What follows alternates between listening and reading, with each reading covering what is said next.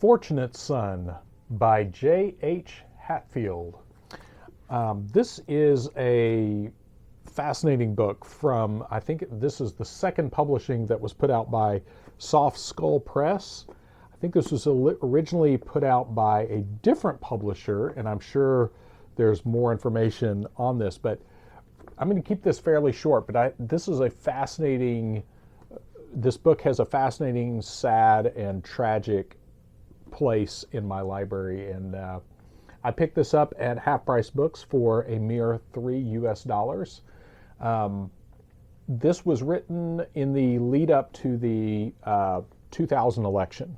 Obviously, Bush was a candidate at that point, and this really dissected his claim to be the knight in shining armor, the good guy, so to speak, the clean Republican candidate.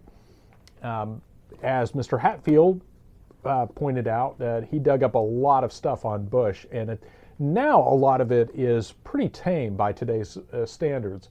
But the big revelation in this was that he had done cocaine and actually been charged or had been caught with cocaine or possession of cocaine, and that a judge that there was some sympathetic people in political positions here in Texas that helped expunge that from his record. I think this also has his AWOL issues with the Texas Air National Guard and some of those things, but really fascinating look at the real George Bush, W as he came to be known here in Texas. And he's another one of those guys where I would love to see someone really dig into him now. I think he was kind of a useful idiot of the right at that point in history. But I could be wrong on that. I think he was definitely playing a part.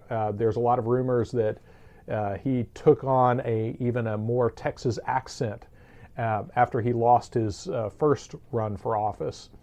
But J.H. Hatfield, sadly, let's see, I got this in 2000 I think I got this after the election, and immediately read it cover to cover. Lots of good stuff about the man George Bush, and a lot of his dad using political influence to get him places. But the really sad part is in July of, I believe it's July of 2001, so after this book was re-released by Soft Skull Press, he allegedly committed suicide in a hotel in Arkansas, in Springdale, I think it's Springdale, Arkansas, of a drug overdose, and wrote a note saying that this book was one of the reasons he took his own life.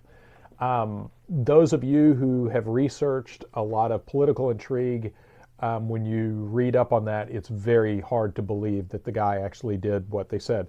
But Mr. Hatfield also had a checkered past as to he had allegedly hired a hitman to kill his previous boss, and that went awry, and he wound up being convicted, I think served some time for that.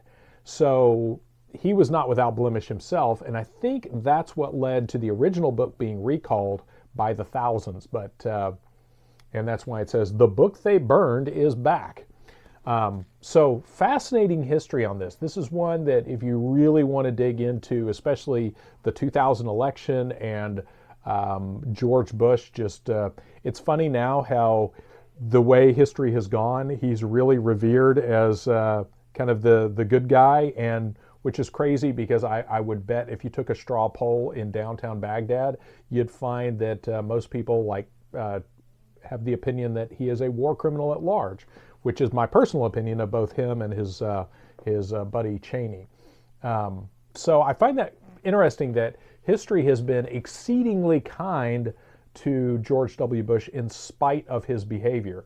But I find it very difficult to believe, in spite of Mr. Hatfield's ups and downs in his personal life, I find it very difficult to believe he left behind a wife and a daughter because he was depressed about this book.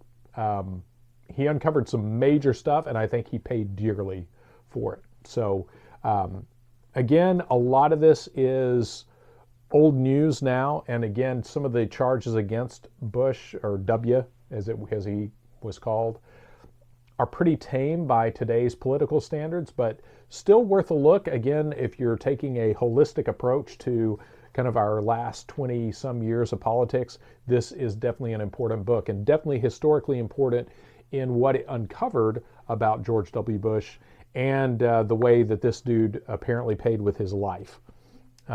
So really interesting book. If nothing else, read it to pay homage to J.H. Hatfield. So there you go. Fortunate Son, George W. Bush, and the Making of an American President by J.H. Hatfield.